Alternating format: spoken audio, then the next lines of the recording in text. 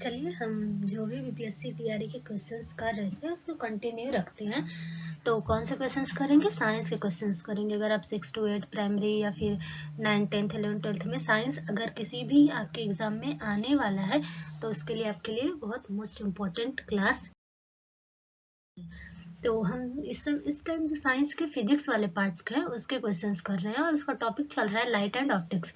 इसके जो 3 पार्ट्स हैं वो ऑलरेडी हम बना चुके हैं। अगर आप जो ये वीडियो है बाद में देख रहे हैं तो आप हम उन सारे वीडियो को क्या करेंगे, प्लेलिस्ट में ऐड कर देंगे। आप वहां से जाकर उस वीडियो को देख सकते हैं। ठीक है, तो हम बिना टाइम वेस्ट किए चलिए अपने क्वेश्चंस को स्टार्ट करते हैं। ये हमारे जो क्वेश्चंस है वो क्या है, प्रीवियस क्लास के जो क्वेश्चंस थे उसका होमवर्क मैंने दिया था। आई होप कि आप लोगों ने इसको सॉल्व किया होगा। अगर नहीं किया तो दैट्स बैड मैनर, आपको करना चाहिए। क्वेश्चंस क्या पूछे थे?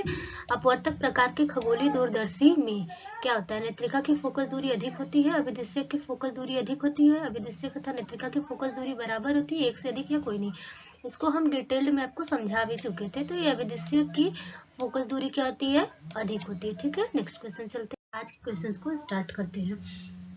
हमारा फर्स्ट क्वेश्चन है कि एक प्रकाशीय माध्यम का अपवर्तनांक किसके अनुसार परिवर्तित होता है? तो बताइए कि जो एक प्रकाशीय माध्यम का अपवर्तनांक है किसके अनुसार परिवर्तित होता है? माध्यम की प्रकृति, किरण के आपतन कोण में परिवर्तन, आपतित किरण का रंग, या फिर इनमें से कौन सा सही होगा? तो आपको बताना क्या है, ध्यान से देखिए, सही बताना। इस चीज को आप क्या क्या करिए, बहुत केयरफुली पढ़ा करिए, नहीं तो आपके आते हुए क्वेश्चंस जब कट जाते हैं तो आपको क्या करते हैं, मेरिट से बहुत पीछे कर देते हैं। तो चलिए इसमें बताइए कि पूछ रहे हैं कि कौन सा सही है। माध्यम की प्रकृति, जो प्रकाशीय माध्यम का अपवर्तनांक होता है वो माध्यम की प्रकृति के अनुसार परिवर्तित होता है। बात सही है, जहाँ अलग अलग माध्यम में जाएगा, जिस माध्यम में जैसे सघन में है तो वो क्या हो जाएगा कि अविलंब की ओर झुक जाएगा, अगर विरल में है तो दूर चला जाएगा। तो बदलता है माध्यम की प्रकृति के अनुसार। किरण के आपतन कोण में परिवर्तन बिल्कुल होता है, अगर आपतन कोण में परिवर्तित होगा तो भी परिवर्तित होगा। आपतित किरण के रंग के अनुसार भी क्या होता है, परिवर्तित होता है। सही कौन सा होगा? तो 1, 2 और 3 तीनों क्या है, सही है। तो इसका आंसर होगा डी वाला होगा। ठीक है, उसके बाद इसमें आप जानते हैं ना, mu equal to sine i upon sine r होता है, तो उसे। चलिए नेक्स्ट क्वेश्चन देखते हैं कि प्रकाश की गति किसके बीच से जाते हुए न्यूनतम होगी? तो बताइए कि किसके बीच से जाते हुए क्या होगी, न्यूनतम होगी? कांच, निर्वात, वायु, जल। देखिए साउंड नहीं पूछा है, लाइट पूछा है। साउंड और लाइट दोनों डिफरेंस होते हैं। तो इसमें क्या पूछा है कि जो लाइट होता है सबसे न्यूनतम होगी निर्वात में, इसमें तो बहुत तेजी से जाएगी। वायु में, फिर जल में। कांच में क्या होगी, कौन सा माध्यम है, सघन माध्यम है, तो इसमें सबसे न्यूनतम होगी। नेक्स्ट है, प्रकाश सीधी रेखा में चलता है। ठीक है, हाँ ठीक। प्रकाश का ऋजु रेखीय संचरण, यह कथन संभव है यदि प्रकाश के लिए संचरण का माध्यम, अच्छा इसमें संचरण का माध्यम किस लिए संभव होगा कि जो प्रकाश है वो सीधी रेखा में चलता है। ठीक है, देखिए परिवर्ती अपवर्तनांक का हो, विभिन्न अपवर्तनांकों की पट्टियों का बना हो, समांगी और पारदर्शी हो, असमांगी और पारदर्शी हो। तो इसका आंसर क्या होगा, आप हमें क्या करिए बताइए।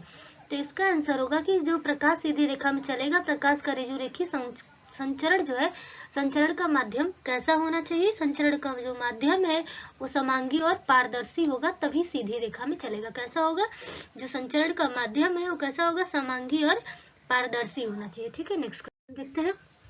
ये आपके क्या है, क्वेश्चन सॉल्व करने हैं।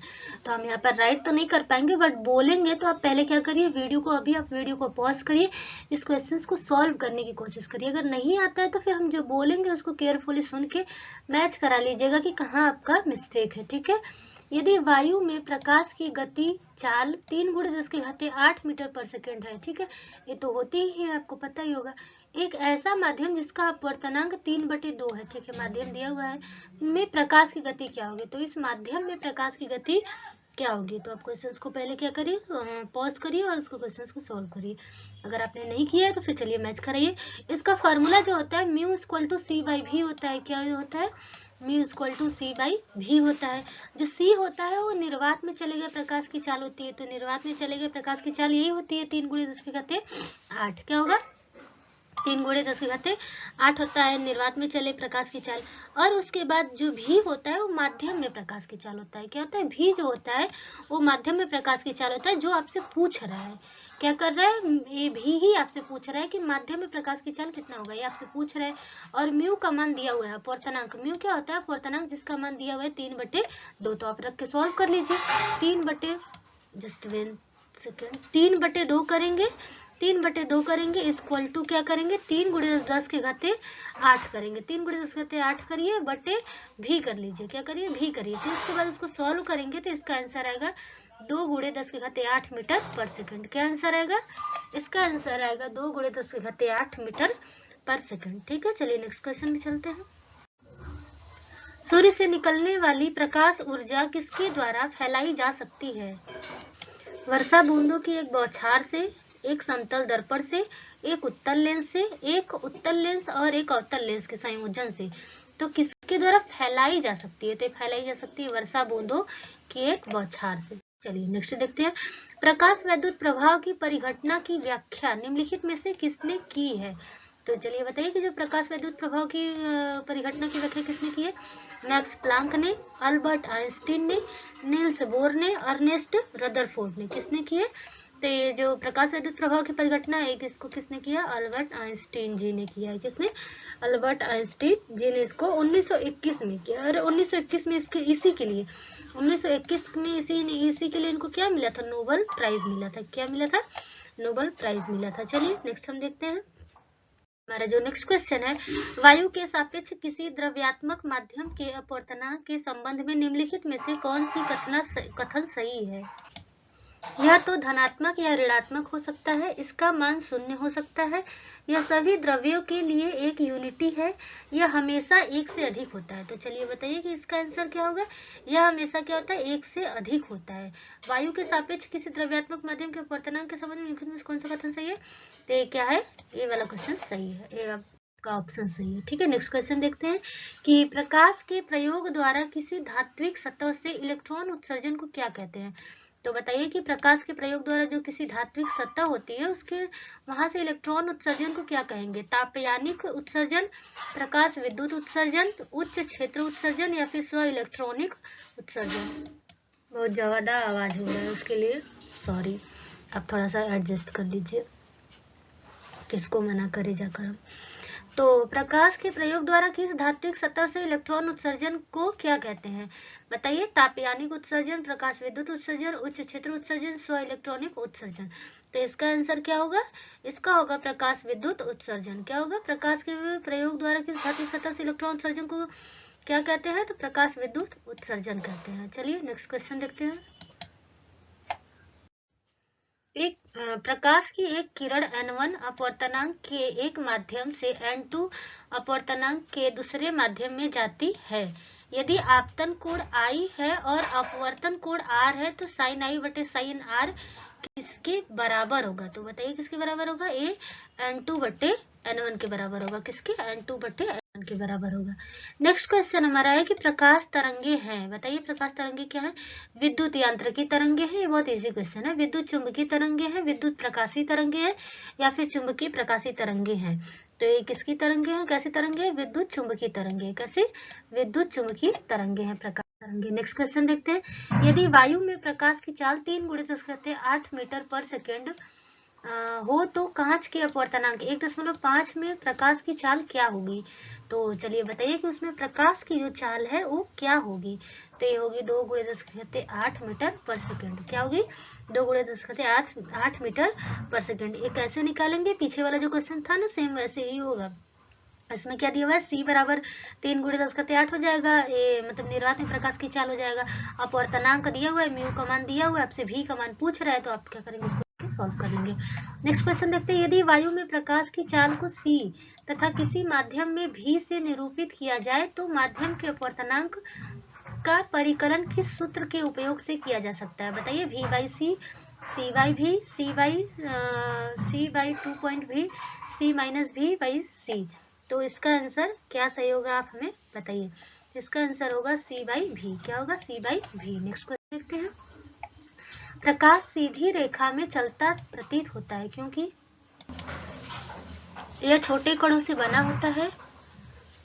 प्रकाश का वेग बहुत अधिक होता है। प्रकाश की तरंगदैर्घ्य बहुत छोटी हुए। प्रकाश अपने चारों ओर क्या होता है, परावर्तित होता है। तो बताइए कि जो प्रकाश होता है वो सीधी रेखा में चलता हुआ हमें क्यों प्रतीत होता है? क्योंकि जो प्रकाश की तरंगदैर्घ्य होती है वो बहुत छोटी होती है, वो लगभग होती है 390 नैनोमीटर से 780 नैनोमीटर के बीच, जिससे उसका विवर्तन क्या हो जाता है, बहुत कम होता है, जिस कारण से ये क्या होती है, हमें प्रकाश सीधी रेखा में चलती हुई प्रतीत होती है।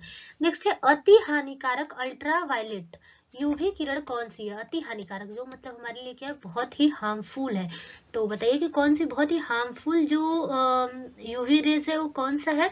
UV A, UV C, UV F, UV B या फिर यूवी डी? तो इसका आंसर होगा यूवी सी। जो यूवी सी है ये बहुत ही क्या है, हानिकारक है। यूवीसी क्या है, बहुत ही हानिकारक है, क्योंकि इसका जो तरंगदैर्घ्य होता है वो बहुत ही सूक्ष्म होता है, जिसके कारण ये क्या होती है, हमारे लिए बहुत ही हानिकारक हो जाती है। क्यों हानिकारक होती है? क्योंकि इसका तरंगदैर्घ्य क्या होता है, बहुत ही ज्यादा सूक्ष्म हो जाता है। ठीक है, चलिए नेक्स्ट क्वेश्चन करते हैं कि प्रकाश वायु की अपेक्षा कांच में मंद गति से चलता है। जो प्रकाश होता है वायु की अपेक्षा कांच में, हम पीछे आपको बता चुके थे ना, जो एक क्वेश्चन भी इसी से था। तो फिर उससे बताइए कि प्रकाश वायु की अपेक्षा कांच में मंद गति से चलता है, क्यों? वायु का अपवर्तनांक कांच के अपवर्तनांक से कम होता है। ध्यान से पढ़िएगा, बहुत वीडियो पॉज करिए अभी और इसको बहुत केयरफुली पढ़िए। वायु का अपवर्तनांक कांच के अपवर्तनांक से कम होता है। वायु का अपवर्तनांक कांच के अपवर्तनांक से अधिक होता है। कांच का घनत्व वायु के घनत्व से अधिक होता है, या फिर कांच का घनत्व वायु के घनत्व से कम होता है। तो इसका आंसर क्या होगा, जो वायु का अपवर्तनांक है वो कांच के अपवर्तनांक से क्या होता है, कम होता है। जो वायु का अपवर्तनांक है वो कांच के अपवर्तनांक से क्या होता है, कांच का अपवर्तनांक ज्यादा होता है, वायु का अपवर्तनांक कम होता है, जिस कारण से क्या होता है, जो वायु में प्रकाश की चाल होती है वो अधिक होती है, और जो ये होता है क्या होता है, कांच होता है उसमें प्रकाश की चाल थोड़ी क्या हो जाती है, धीमी हो जाती है। और वायु में प्रकाश की चाल क्या होती है, तेज होती है। हम अपोजिट बोल दिए हैं क्या, सॉरी। वायु में प्रकाश की चाल जो होती है तेज होती है इन कंपेरिजन टू कांच में प्रकाश की चाल की। ठीक, उसके बाद देखते हैं। तो आज के लिए बस इतना ही। अब हमारा ये नेक्स्ट चैप्टर स्टार्ट होगा, जो हमारा ये अभी तक ऑप्टिक्स वाला चैप्टर चल रहा था, वो चैप्टर हमारा क्या हो गया, खत्म हो गया। ठीक, अब नेक्स्ट चैप्टर स्टार्ट होगा mechanics and properties of matter, यांत्रिक एवं पदार्थों के गुण जो होंगे इस चैप्टर के जितने मोस्ट इंपॉर्टेंट क्वेश्चन हम उसको सॉल्व किया जाएगा। अगर आप इस चैनल पर नए हैं तो क्या करिए, चैनल के जो चैनल में जो भी प्लेलिस्ट बने हुए हैं, इसमें हमने एक इसका फिजिक्स का प्लेलिस्ट बनाया हुआ है बीपीएससी साइंस के नाम से।